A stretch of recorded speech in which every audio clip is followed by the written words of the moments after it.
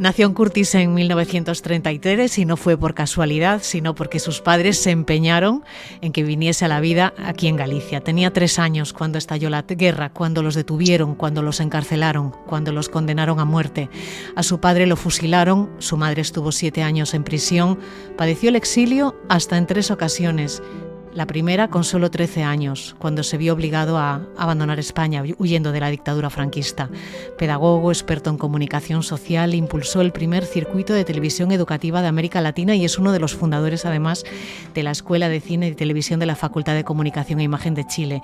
Sus teorías sobre pedagogía masiva audiovisual han recibido el reconocimiento internacional. Saludamos ya a Manuel Calvelo Ríos, hijo del doctor Manuel Calvelo y de la dirigente comunista Isabel Ríos.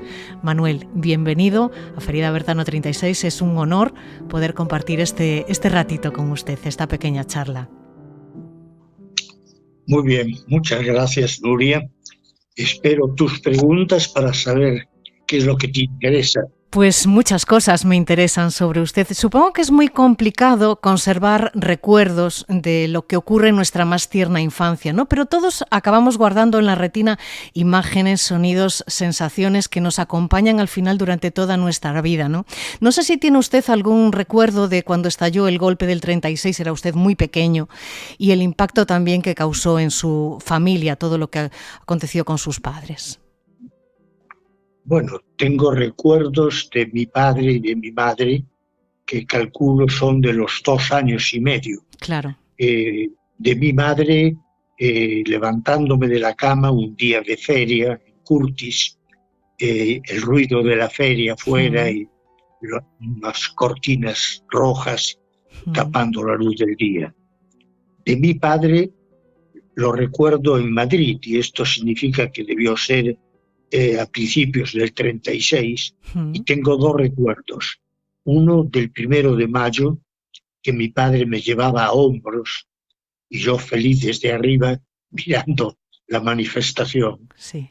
Y otra de mi padre bañándome con él, ¿sí? ¿no? Sí, mis padres siempre establecieron un contacto con la piel, con nosotros, ¿no? Entiendo.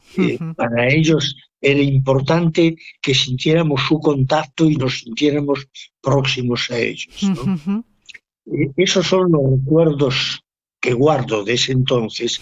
Y luego un recuerdo de mi padre y mi madre en la cárcel en Santiago de Compostela, yo visitándolos, ¿no? Y mi padre dándome un caramelo que alguien le había regalado y dándole otro a mi hermano, ¿no? Ese es el último recuerdo que tengo. Supongo que será muy difícil encajar en la mente de un niño el drama que vivió su familia en el 36. ¿Cómo se lo han explicado? No, fueron muy claros. Nos explicaron lo que pasaba, que habían sido condenados a muerte, que mi madre fue indultada el día antes del asesinato de mi padre, y hubo total claridad, porque además tenían que recomendarnos que no habláramos con nadie de nada. Y fuimos muy cuidadosos. Se hablaba de cualquier cosa cotidiana, pero lo que no se podía mencionar era ni la historia familiar, ni nuestras opiniones con respecto a la guerra civil y después a la Segunda Guerra Mundial, ¿no? Ahí teníamos que tener pleno cuidado. El resto, mira, recuerdo, leíamos desde chiquitos, no sé, mis tías se encargaron de enseñarnos a leer antes de ir a la escuela, y me acuerdo leyendo libros de Gregorio Marañón cuando tenía 7 años. Fíjese. ¿No? Era lo que había para leer. Sí, ¿no? había que leer lo que fuera. Sí, sí, sí. Lo que fuera, ¿no? A sus padres... Son... A sus padres los detuvieron en los primeros días, ¿no?, de la guerra por su militancia política. Unas personas muy comprometidas. Su madre Isabel fue quien constituyó la célula comunista de Curtis poco antes de la sublevación y los dos pagaron muy caro, muy duro por todo ello, ¿no? ¿Usted qué le tiene contado su madre sobre esos primeros años de militancia? Bueno, mi madre era, era de verdad comunista, no era estalinista y Mm, por eso la echaron del partido. Era comunista en el más sano sentido de la palabra, ¿no? De defensa de los intereses de la masa trabajadora, no hacía concesiones de ningún tipo, pero no aceptaba el sectarismo riguroso de la adoración a personajes más o menos divinos, ¿no? ujú, Eso fue lo que nos enseñó cuando salió de la cárcel y cuando migramos a la Argentina, mm, ¿no? Eh, Era comunista, pero no era sectaria, no era obtusa, ¿no? ujú. Yo llegué a definir el sectarismo como la falta de inteligencia. Hay que recetar letanías porque no se sabe qué es lo que dicen, ¿no? Y los sectarios son eso, gente que recita letanías al profeta más próximo Cierto. o del que espera más cosas, Mm. ¿no? Sin entender ni siquiera qué es lo que está diciendo él, ¿no? Cierto.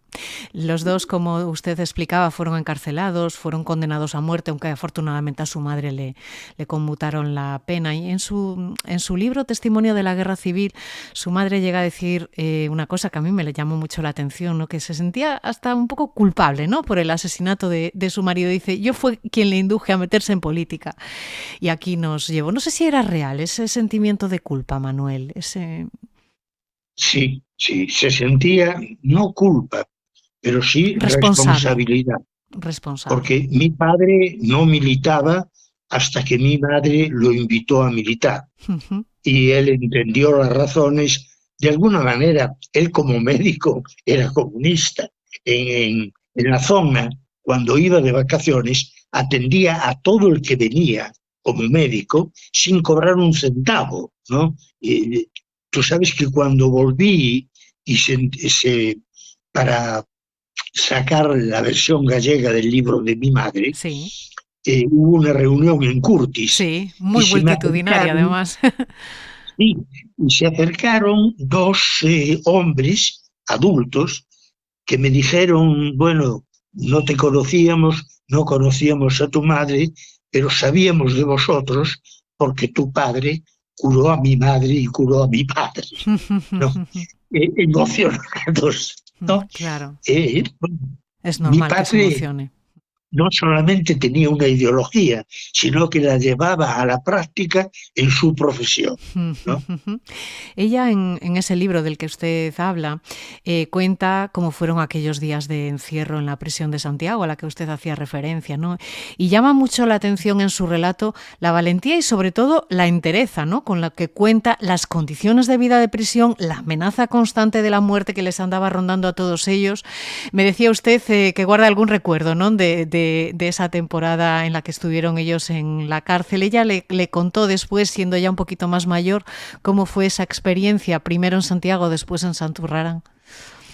Sobre todo nos habló de la experiencia de Saturrará, que fue mucho más larga Claro, de Santiago. que la de Santiago. Fíjate, a ella la condenaron a muerte. El día antes de la ejecución le cambiaron, revisaron la pena. eh, no sé, mi tía nos llevó a nosotros a Salamanca a ver a Miguel de Unamuno. Miguel de Unamuno había sido partidario de Franco, pero mi abuelo tenía un amigo que conocía a Unamuno, nos hizo el contacto y fuimos a ver a Unamuno. Yo me encontré con un anciano, ¿no? Yo era chico, tenía 4 años y medio, y me encontré, me recuerdo, un anciano apesadumbrado, encorvado, diciendo que desgraciadamente no podía hacer nada. Bueno, cuando le indultaron a mi madre, la condenaron a 30 años y un día. Este día hacía que le fuera imposible redimir pena trabajando. ¿Sí? Y la enviaron casi de inmediato a Saturralán, en Euskadi, cerca de San Sebastián. Sí. Y ahí estuvo 6 años y algo, 6 años y medio. Y solo pudimos ir a verla una vez, simplemente porque el viaje era demasiado Terrible. caro. Y acuérdate que la estrategia de Franco era: los gallegos iban presos a Euskadi, los catalanes a Andalucía, Separarlos los andaluces de sus a Asturias, familias, sí, destruir las unidades los familiares. lazos. Resulta que, sin que mi madre pidiera nada, un día nos informa que le habían revisado el juicio y le habían cambiado la pena de 30 años y un día a 30 años. Con lo cual, ella, que había trabajado en el Ministerio de Hacienda y estaba ayudando en la prisión de monjas, ella llevaba la contabilidad porque sabía hacerlo y las monjas no, empezó a redimir pena. Esa revisión coincidió con la batalla de los soviéticos en Stalingrado. Hubo otra revisión cuando los soviéticos ganaron la batalla de Orel-Kursk-Bielgorod y le bajaron la pena a 20 años, sin que mi madre lo pidiera, ¿no? Y cuando los soviéticos pasaron Berlín e invadieron Francia, le volvieron a revisar la pena y la condenaron a 10 años. Con lo que había trabajado, a los 7 años y medio salió. Pudo estar fuera. Y yo no puedo dejar de ligar los triunfos del ejército soviético con la historia penal de mi madre. Entiendo. ¿No? ¿Y qué huella dejaron en usted y también en su hermano este distanciamiento de su madre durante esos años tan importantes al final de la infancia, ¿no? Cuando uno se está formando? Bueno, mira, el hecho es que quedamos en manos de mis tías. Y mis tías conocían muy bien cómo pensaba mi madre y mi padre. Y nos educaron como suponían que ellos nos educarían. Por ejemplo, tuvimos que irnos de Curtis, fuimos a Ponferrada, ahí en la provincia de León, y todos los domingos íbamos al río a bañarnos. Y cuando volvíamos, en todos los pisos del edificio en que vivíamos se oían los alaridos de los niños a los cuales los golpeaban por haberse bañado en el río. A los únicos que no golpeaban era a nosotros. Mi tía, sabiendo que íbamos a ir al río, nos enseñó a nadar. Siempre nos trataron, te cuento la primera anécdota del colegio. A los 8 años empezamos a ir al colegio. Ya sabíamos leer, escribir, sumar, multiplicar. Habíamos estudiado, era casi un proceso osmótico. Pero vimos lo que mis tíos supusieron que harían mis padres. Al tercer o cuarto día de colegio hubo un alboroto por alguna razón y el profesor nos colocó a todos en fila y nos pidió que extendiéramos la mano. Mi hermano y yo, el uno al lado del otro, extendimos la mano y vimos que el profesor empezaba por la fila golpeando con toda la fuerza con una regla gigantesca. En ese entonces el axioma pedagógico era la letra con sangre entra, ¿no? Bueno, mi hermano y yo nos miramos, nos dimos la vuelta y nos fuimos del colegio. Y tuvo que ir mi tía a explicarle al director del colegio que nosotros nunca habíamos sufrido castigo físico, que se nos explicaba lo que hacíamos bien y lo que hacíamos mal y se nos pedía que razonáramos, punto, ¿no? Y el director nos aceptó de nuevo en el colegio sin la menor duda. Algo tan sencillo y tan complejo al mismo tiempo, ¿no? Al final, ¿no? Exactamente. Después de que Pero fue una de mis primeras experiencias pedagógicas y me marcaron. Cuando mi madre salió de la cárcel, estábamos viviendo de nuevo en Curtis, ¿no? Con mi tía y mi abuelo. Y bueno, ahí reanudamos la relación con mi madre y fue una relación de amigos, más que, además de madre e hijo, éramos amigos, ¿no? Sí. Nos contaba todas sus historias de Saturrarán, de lo que hacía, lo que no hacía, de cómo aceleraba los trámites de las mujeres que iban a salir en libertad para que salieran rápidamente, hasta que un día una de las que aceleró el trámite le dijo: Isabel, ¿por qué me haces esto? Y ella le preguntó: ¿pero qué pasa? Si te estoy haciendo salir antes. Dices que no tengo a dónde ir. Han liquidado a toda mi familia. No tengo casa. No tengo de qué comer, ¿no? Bueno, entonces empezó a medir muy bien a quién le aceleraba el trámite y a quién no. Entiendo. Nos contó todas sus historias de la cárcel, recomendándonos siempre que no tocáramos el tema con nadie, que ese era un tema familiar, ¿Y alguna ¿no? historia que le haya impactado más, con la que se haya quedado?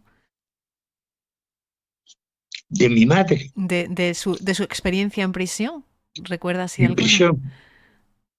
Bueno, sí, una experiencia.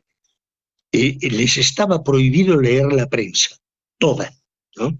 Y un día mi madre encontró un periódico en la oficina, ¿no? Esperó a que se fuera todo el mundo, nadie se lo llevó, ella agarró el periódico y lo llevó a la celda donde estaba. Eran celdas para 30 mujeres. Y ahí todas leyeron el periódico con admiración. Y claro, como no podía faltar, una delatora denunció que se estaba leyendo un periódico. Entonces vinieron en tromba las monjas, ¿no? Y mi madre sacó la cara y dijo: yo lo saqué, como lo vi tirado en el cesto de los papeles, creí que no servía para nada y lo traje para tener alguna información, ¿no? Se jugó mucho en la prisión, porque tenía poder, tenía información, manejaba información y por lo tanto tenía una cuota de poder, clandestina a veces, pero tenía poder, ¿no? Al recobrar la libertad, como usted se explica, regresan a Galicia, pero en el 46 deciden marchar en lo que sería su primer exilio, ¿no? Decía su madre que el acoso del régimen era insoportable y que por eso tuvieron que marcharse. Bueno, mira, yo me acuerdo la última vez que habíamos iniciado los trámites a pedido de una tía que vivía en Buenos Aires, casada con un argentino, habíamos iniciado los trámites para migrar a la Argentina. Y iniciados los trámites esperábamos para pedir el pasaporte. Y en ese momento, un día cayeron en casa como 20 policías y se llevaron a mi tía, que vivía con nosotros, y a mi madre. Y mi hermano y yo lo seguimos. Él siguió a mi madre, yo seguí a mi tía. A mi madre la llevaron a la comisaría central en La Coruña, a mi tía a un cuartel de la Guardia Civil. Y ahí estuvimos desde las 11 de la noche hasta las 7 de la mañana esperando a ver qué pasaba. A mi tía la dejaron salir al día siguiente. A mi madre la torturaron salvajemente. Y le golpeaban, bueno, le hicieron salir a caminar para ver si alguien la reconocía y se denunciaba al saludarla, ¿no? Entonces mi madre caminaba mirando hacia el frente y no mirando a nadie, ¿no? Y cuando la dejaron salir casi no podía caminar. Le habían golpeado la planta de los pies de tal manera que se la había dejado en carne viva, ¿no? Pero no se quejó, dijo: bueno, eso pasa. Y me acuerdo además que con una amiga, militante también, Angelita, cuando estábamos en La Coruña, al llegar el 1 de mayo, salíamos mi madre y mi hermano, mi amiga, la amiga de mi madre, Angelita, y yo, a repartir folletos republicanos por La Coruña, sabiendo que nos jugábamos el pellejo. Y mi madre nos avisó: miren, esto es peligroso, vosotros sois niños todavía, pero de esta gente. Y salimos, ¿no? Creímos que era lo que teníamos que hacer. Y cuando estábamos, antes de ir a La Coruña, que estábamos en Gurtis, Foucellas venía a casa cada tanto, ¿no? Y era muy curioso. Foucellas, en todo Curtis había una sola máquina de escribir, la de mi madre. Y a veces venía la Guardia Civil a pedirla prestada para hacer un informe. volvía y escribía en ella Foucellas, ¿no? Era risueña la Sí. cosa. Tenía Y mucha, así lo conocí. tenía mucha relación con el matrimonio con Benigno Andrade y con su mujer, ¿no? Sí, muy buena relación. Y te digo, Foucellas, cada vez que iba a Curtis, clandestino, se metía en casa. Tenía una habitación armada en el ático, Mm. ¿no? Poníamos una mesa, una silla, se subía, cerraba la trampa y ahí no quedaba. Le llevábamos la comida y... Mm. Pero Mira, da para escribir sí, una larga historia, ¿no? sí, sí, sí. Eh, Mi hermano y yo conocíamos muy bien Curtis y todos sus alrededores. Entonces, cada vez que había que llevar o traer algo para la guerrilla, mi hermano y yo llevábamos las cosas, sabíamos dónde dejarlas, cómo esconderlas, ¿no? Eh, y eso para nosotros era totalmente natural, Ujú. pero era algo de lo cual no hablábamos con nadie, Lo ¿no? tenían normalizado, ¿no? Y, Era- y como sí, explicaba antes, marchan a Argentina en lo que sería su primera salida de España, migración. huyendo de la dictadura franquista, y pronto se produce el golpe de Onganía y tienen que trasladarse a Chile también, ¿no? Usted siempre Sí, dice no, no pronto. En realidad vivimos 19 años en mm, Argentina, ¿no? 19 años. Eh, Cuando llegamos estaba Perón. Se produjo el golpe que derrocó a Perón. Eh, Nosotros en principio éramos antiperonistas, pero resulta que el día que cayó Perón salimos a la calle Santa Fe, era la calle Bian, ¿no? De Buenos Aires en ese Ujú. entonces, y vimos multitud de coches de lujo con niñitos y niñitas muy bien vestidos y maquilladas, gritando ¡Viva la libertad! Miramos eso, mi hermano y yo nos miramos y dijimos, si estos gritan ¡Viva la libertad!, ¿qué nos queda a nosotros? Y ahí empezamos a recuperar el lado positivo del peronismo, ¿no? Su vinculación a las bases obreras. Ujú. Eh, Ahí pudimos empezar a estudiar cuando cayó Perón, porque antes había que pedir el certificado de buena conducta y a mi hermano y a mí no nos lo daban porque, bueno, yo militaba en la Juventud Comunista Argentina y me tomaron preso en una manifestación contra la guerra de Corea. ¿Mm? Y bueno, me torturaron salvajemente y 6 meses después un compañero de trabajo fue a hacer el servicio militar, me escribió una carta hablando pestes del ejército y me volvieron a meter preso y me volvieron a torturar, ¿no? Pero esas son cosas de las cuales prefiero no acordarme, ¿no? Fue muy duro, fue salvaje. Ahí aprendí lo que era la bestialización de la gente, ¿no? Cómo se lleva a la gente a conductas totalmente irracionales, conductas que ningún animal tiene con otro de su especie, ¿no?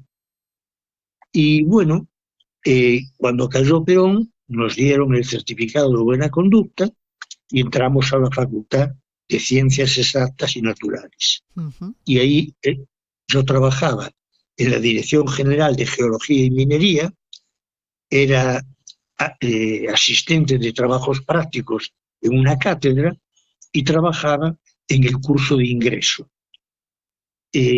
Porque sucedió una cosa muy curiosa en esa década. Tú no habías nacido, No. pero hubo dos avances en el 40 y tantos, el 50, se descubrió la estructura genética del código genético, la estructura en helicoide del ADN. Que dicho sea de paso, por eso le dieron el premio Nobel a Watson y Crick. Y no sabes, y nadie sabe, hay cosas que se ignoran, que quien descubrió eso fue una mujer y que estos dos desgraciados coimearon al jefe de la oficina de la mujer, que era cristalógrafa, entraron de noche, sacaron las placas y las publicaron como propias, Bueno, ¿no? no me lo puedo creer.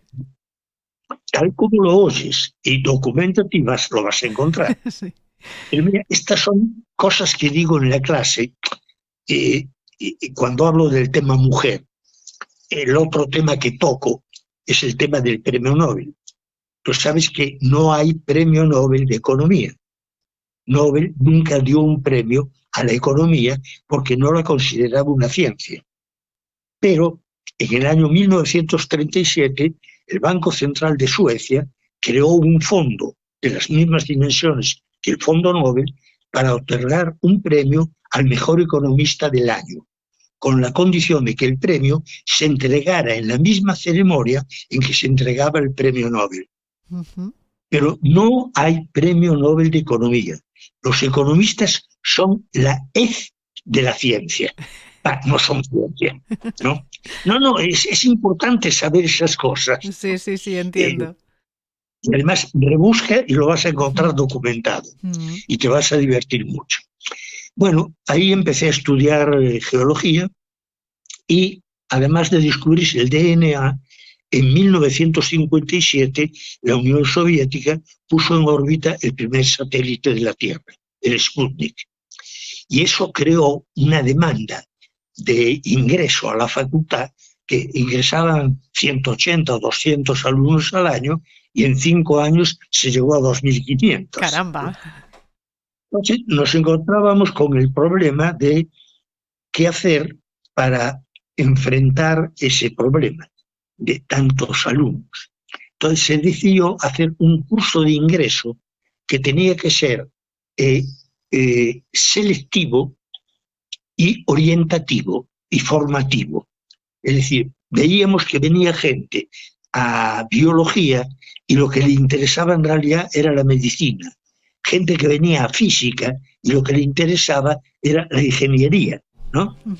Bueno, viendo eso, se organizó el curso de ingreso. Había 4 clases magistrales para 500 alumnos, mañana, mediodía, tarde y noche, y luego en grupos de 25, con un instructor, se hacía un trabajo práctico intelectual, en base a los documentos que se les entregaban y la exposición magistral. Bueno, yo me peleé mucho con el consejo, porque yo era miembro del consejo como representante estudiantil. En ese entonces, la universidad en Argentina, el consejo directivo era docentes, graduados, que eran los que traían las necesidades de la sociedad a la facultad, y estudiantes. Y yo ahí planteé que se estaba dando mucha importancia a la investigación y que era importante, pero que se estaba abandonando la docencia. ¿Sí? Y planteé, una universidad puede existir sin investigación, una universidad puede existir sin docentes, con libros, con textos. Sin lo que no puede existir una universidad es sin alumnos. Claro. Parece de perogrullo, pero no. Es perogrullo, Sí. pero es así. Y nadie lo sabía y nadie lo decía. Sí, sí, ¿Te das sí, cuenta? sí, sí, sí, sí. Se abandonaba el alumno en función de la investigación en la cátedra. Bueno, yo era instructor en este curso de ingreso y los profesores de geología, cada vez que tenían que dar una clase o así, Calvelo, por favor, puede dar la clase por mí. Y yo daba la clase hasta que un día llegó un nuevo director del curso de ingreso y me dijo, Calvelo, se va a llamar a concurso, quiero que se presente. Digo, pero yo soy alumno. Me dice, sí, pero está dando las clases. Entonces, si puede dar las clases, me presenté, gané el concurso y era profesor en el curso de ingreso. Hasta que un día me llamó el decano y me dijo, mire, Calvelo, usted viene molestando mucho desde hace rato en el consejo, viene un equipo de televisión educativa. Se ha formado un grupo con el doctor tal de matemáticas, el doctor tal de biología, doctor tal de física, doctor tal de química, todos los doctores, y por geología quería que estuviera yo en ese grupo. Yo le dije que yo no tenía televisión, no veía televisión, no me gustaba la televisión, Y él me dijo, no le estoy haciendo una consulta, le estoy dando una orden, porque usted lleva 4 meses en el consejo molestando con que no... Bueno, ahora viene un equipo que nos donó la Fundación Ford, usted va a estar ahí. Me metí a trabajar y a los 6 meses quedé solo. Todos los demás abandonaron. ¿Por qué? Y fui el único que descubrió porque les quitaba tiempo a la investigación. Yo fui el único que descubrió el potencial educativo de los medios audiovisuales.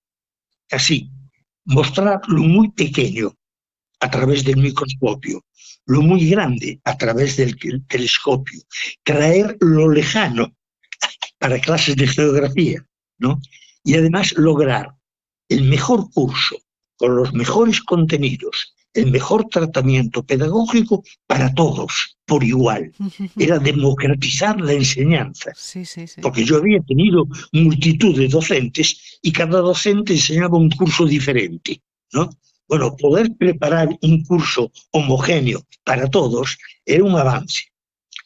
Y bueno, a los 8 meses el decano me nombró director de departamento, ¿no? Con gran escándalo de las vacas sagradas, ¿no? Que protestaron en el consejo, y Rolando García, este hombre, meteorólogo, dijo, no, si no lo nombro porque sea alumno, lo nombro porque es el único que entendió el valor del instrumento y el único que sabe manejarlo. Sí. Yo le puse condiciones. Las condiciones eran que iba a trabajar con alumnos de 3º, 4º y 5º año. Tenían los conocimientos suficientes, todos habían tenido que estudiar matemáticas, física y química, por lo tanto, manejar los instrumentos no iba a ser problema para ellos, sabían óptica, sabían acústica, podían manejar un micrófono como es debido y un lente como es debido. El otro planteo le dije, quiero mitad hombres y mitad mujeres. Me miró un poco extrañado y dijo, muy bien, aceptó las condiciones y así empecé a trabajar. Y trabajamos, grabamos una serie de cursos y fíjate, el de geología lo grabé yo. Había que salir al terreno. Entonces mi madre se ofreció a salir conmigo Sí. Para cocinar. Ah. Y acampábamos en cualquier lugar y Sí. mi madre cocinaba para darnos de comer. Éramos un equipo de 4, una maravilla, Fantástico. ¿no? Fue Y, y, el y, último y gusto que esa, viví. y esa trayectoria que empezó en Argentina, luego la continuaría en Chile, ¿no? Una vez que tuvo que marchar del país, ¿no? Al producirse Cuando Onganía dio el golpe, en el 66, yo había viajado a China a hacer una exposición en el Coloquio de Física de Pekín, una exposición sobre uso de medios masivos en la educación en ciencias básicas. Hice la exposición y luego los chinos me invitaron a hacer un recorrido de 40 días por el interior de China, un viaje maravilloso. Volví y de ahí fui a Francia y de Francia a Inglaterra, donde el British Council me había invitado a visitar todos los centros de televisión educativa universitarios que había en Inglaterra.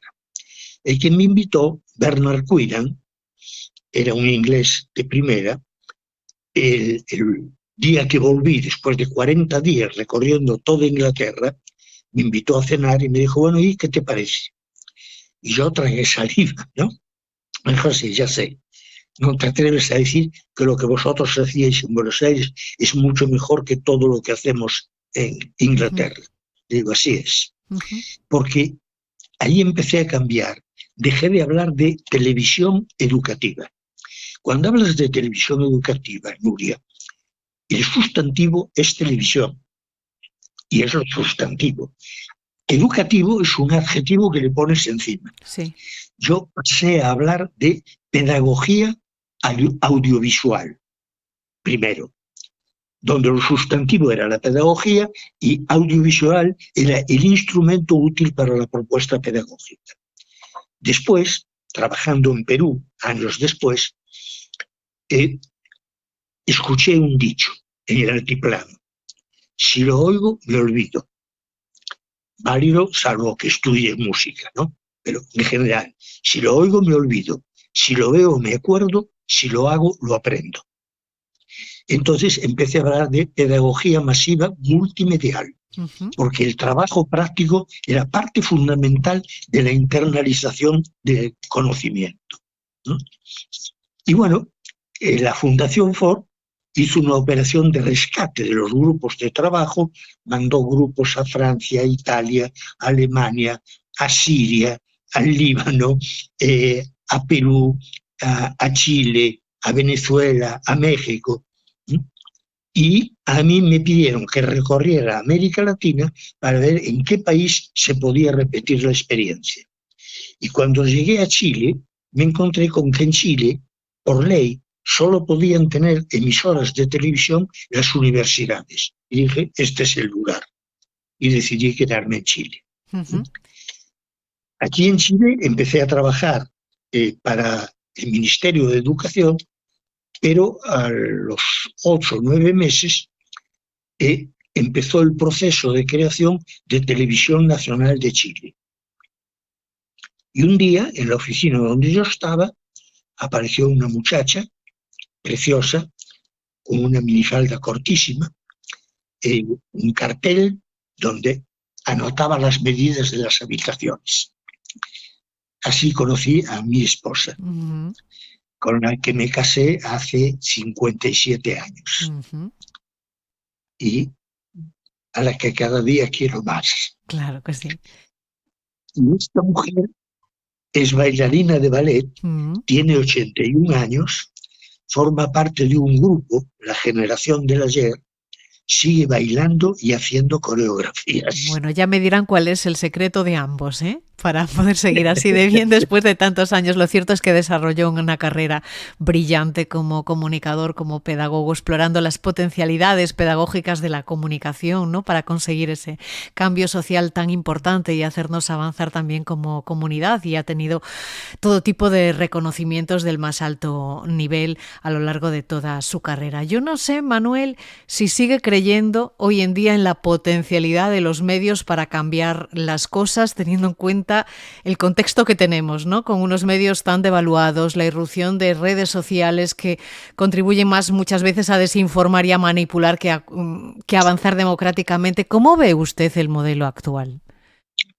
Mira, Nuria, por un lado, no puedo olvidar que en un momento Platón rechazó la escritura, porque dijo que si ponemos todo por escrito, el hombre va a perder la memoria. Ya en ese entonces, una irrupción tecnológica chocaba con una ideología vigente. Yo estoy peleando en este momento para reivindicar lo mejor que tienen las nuevas tecnologías y rechazar el mal uso que se les está dando.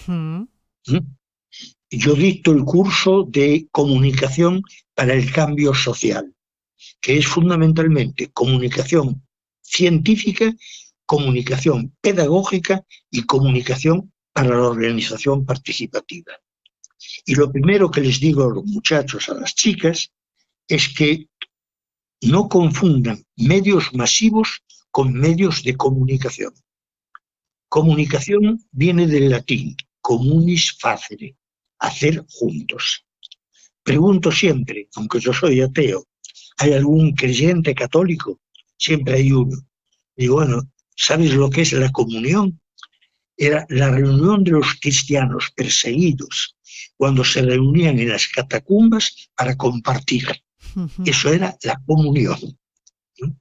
La comunicación es compartir.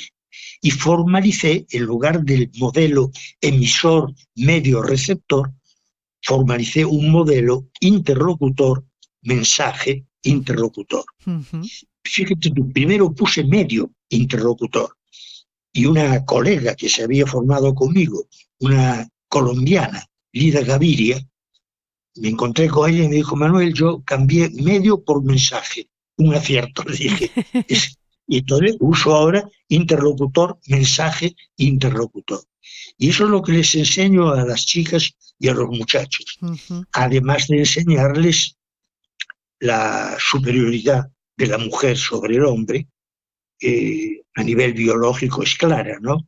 Cada 100 mujeres nacen 105 hombres, estadísticamente. La mujer, para la reproducción de la especie, pone un óvulo cada 28 días. El hombre, en esos 28 días, fabrica y desperdicia pues unos 30, 40 millones de espermatozoides, ¿no? Y la expectativa de vida al nacer de la mujer es de 5 a 8 años mayor que la del hombre. Es decir, desde ese punto de vista es bien claro que la mujer es superior al hombre. Y desde el punto de vista cultural, yo lo experimenté en el trabajo, la mujer es mucho más eficiente, comprometida y cumplidora que el hombre.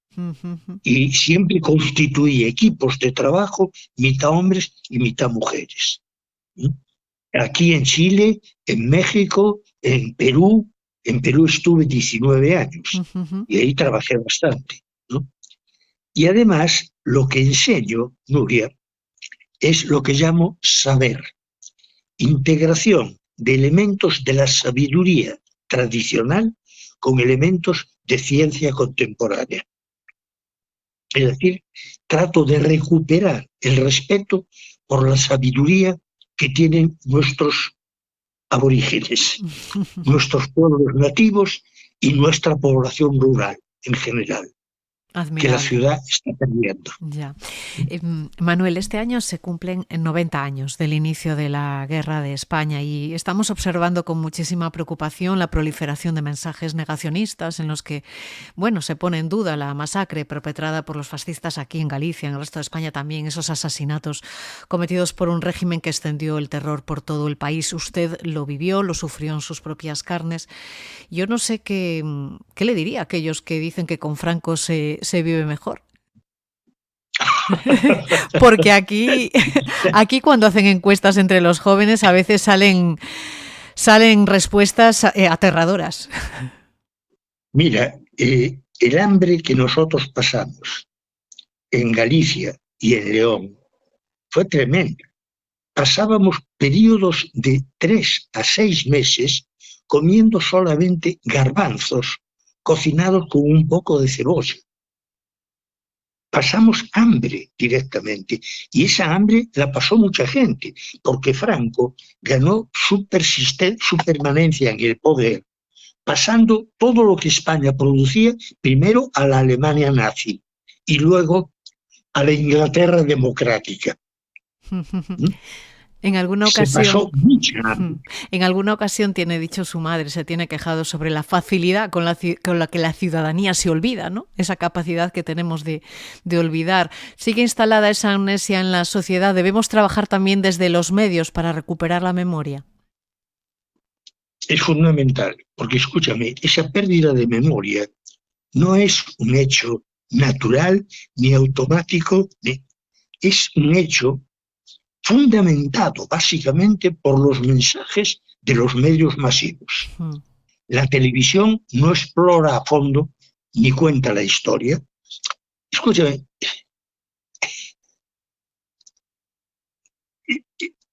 ¿cómo se llama el juez este que lo echaron del Poder Judicial? Garzón. ¿Por qué crees que lo echaron a Garzón? A Garzón no lo echaron por haber metido preso a Pinochet. No, a Garzón lo mostraron porque estaba buceando en la historia de España y estaba sacando a relucir lo que pasó en España. Eso fue lo que no le perdonaron y no se lo perdonarán jamás. Y aquí yo veo a la gente, acaban de elegir a un fascista. Kast es fascista, hijo de alemanes nazis, ¿no? Pero todos los medios masivos pertenecen al mismo sector. Y el potencial comunicativo que tiene este medio, la red, todos los programas, las aplicaciones que hay, pueden ser utilizadas, pero no se sabe utilizarlas. Si tú estás viendo mi imagen, ¿no es así? Ves mi rostro y un fondo que no tiene nada. ¿No es así? Sí. Fíjate, yo estoy viendo tu imagen. Detrás hay una planta. Y mientras hablaba contigo, traté de averiguar qué diablos de planta era la que estaba detrás. Pues es una planta tropical. Sí, sí, sí. Que florece en mi casa y no sabemos por qué, porque vivo en Santiago. Está bien. A lo que me refiero es a que si yo estoy hablando y lo que yo digo es importante, lo que tiene que aparecer en pantalla es mi rostro, mis manos, si me expreso gesticulando, y nada más. Te digo la cosa más trivial. Espera un instante. Mira este calendario. ¿Lo ves? Hay un fondo blanco de luz blanca estimulante y la falta de estímulo tiene la información. Cuando yo hago un PowerPoint, uso fondo azul oscuro o verde oscuro y letras naranja. ¿Por qué? Porque la retina es más sensible a la parte naranja, principio del rojo, del espectro, y es menos sensible al azul y al violeta. Pero los libros se escriben negro sobre blanco, lo cual hace que recibas un enorme estímulo con un enorme contraste, blanco y negro, el contraste máximo. Obligas al ojo y al cerebro a un esfuerzo de procesamiento que dificulta la lectura. Y resulta que el cerebro, que es el 2 al 3% de nuestra masa corporal, recibe el 50% de la sangre que bombea el corazón y consume el 23% de toda la energía que consume el cuerpo humano. El cerebro, para pensar, consume mucha energía. Cuando tú diseñas mensajes con un tratamiento deficitario, escúchame, en los programas de radio, ¿cuántas veces no has escuchado un programa de radio con música de fondo? Casi siempre. Si lo que se está diciendo es importante, la música de fondo tiene que estar en un plano tan bajo que el cerebro la reconoce, pero no trata de averiguar de qué se trata, porque el plano es tan bajo que sabe que no tiene información, ¿no? Pero normalmente yo oigo programas de radio donde sobre la palabra se impone un nivel de plano medio de audio, de música, que te impide entender lo que el señor está diciendo. Sí, ¿no? distorsiona. ¿No? Ahí tengo una pelea con todos los comunicadores, ¿no? Con todos los comunicadores. Por suerte no estoy solo. Creo que me ayuda algo José Antonio. Sí. Y ahora estoy trabajando con una muchacha chilena que migró cuando era chiquitita, migró a Bélgica, ahí estudió, se recibió de directora de cine y hace 20 años decidió volver a Chile. Volvió a Chile, estaba en una ONG y yo dirigí un proyecto de la FAO que dictaba cursos para preparar pedagogos audiovisuales. Entonces, invitaba a las ONG a enviarme personal para formarlo. Ella vino y me cuenta que los primeros 10 días estaba horrorizada de todo lo que oía, porque iba contra todo lo que había aprendido, hasta que llegó al capítulo de la estética de los programas pedagógicos audiovisuales, que no es la estética de la ficción, no es la estética de los programas de autoexpresión. Sí. Le quería hacer una pregunta. Hablaba hace un momento del juez Garzón, ¿no? Yo sé que hace unos años su hermano y usted se sumaron a la querella argentina, ¿no? En la que reclamaban que se investigaran los crímenes de la dictadura franquista. No sé en qué quedó la cosa. Lo cierto es que casi 90 años después del fusilamiento de su padre, pasaron ya 30 años desde la muerte de su madre, casi. No sé si de alguna manera se ha reparado en algún momento la memoria de su familia, o cree que tenemos aún una cuenta pendiente con ellos. No, tenemos una cuenta pendiente.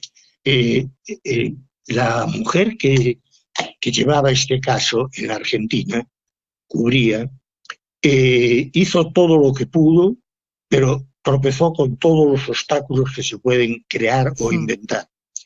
Y en España, las pocas veces que la izquierda tuvo oportunidades, las desaprovechó. Mira, Nuria, yo siento ser muy crítico, pero he llegado a la conclusión, no sé España, pero en América Latina, que es lo que más conozco, el 90% de los que se dicen de izquierda son de izquierda o porque son zurdos o porque son siniestros. Y el 90% de los que se dicen marxistas son marxistas porque nacieron el día martes o el mes de marzo. Lo siento, pero esa es la realidad que estoy viendo.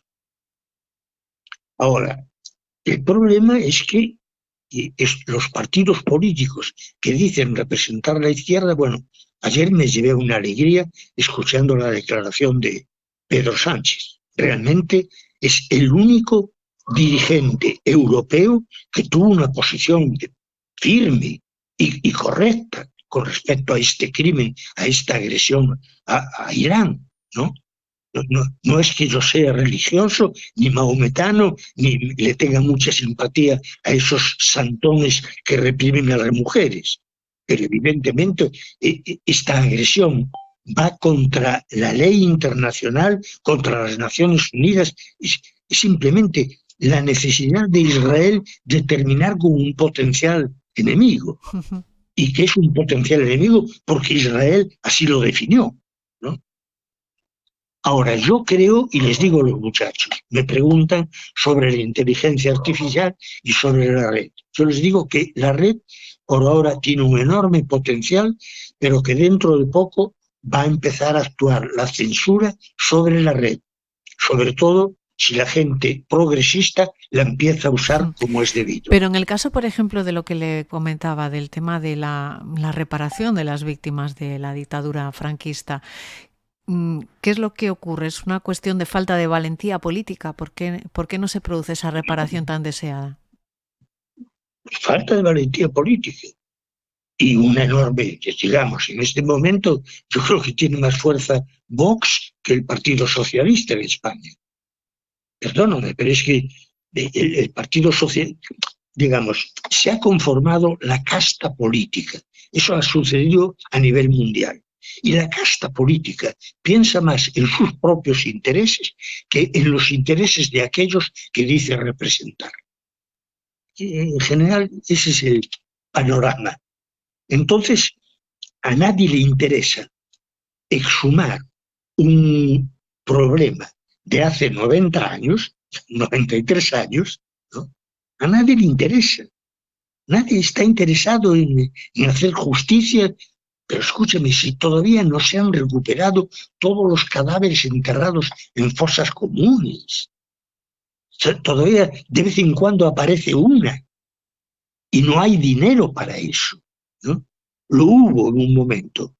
Hubo un momento con el primer gobierno socialista que se trató de encarar el problema, pero ahí apareció una burocracia de origen y nacimiento franquista que frenó todo lo que se quería hacer, ¿no? Yo creo que no hay mucho que esperar. Pues Manuel Calvelo, le agradezco mucho sus reflexiones, que haya compartido con nosotros su historia, que es la historia al final de todo un país. Muchísimas gracias por pasarse por la Ferida Bertano 36. Un abrazo enorme. De nada, Nuria, gracias a ti y bueno, espero que mis comentarios sean escuchados por alguna gente y que alguna gente se ponga a pensar en cuál es nuestro pasado próximo, para no repetir lo que se produjo. Yo también lo espero. Gracias. Un abrazo.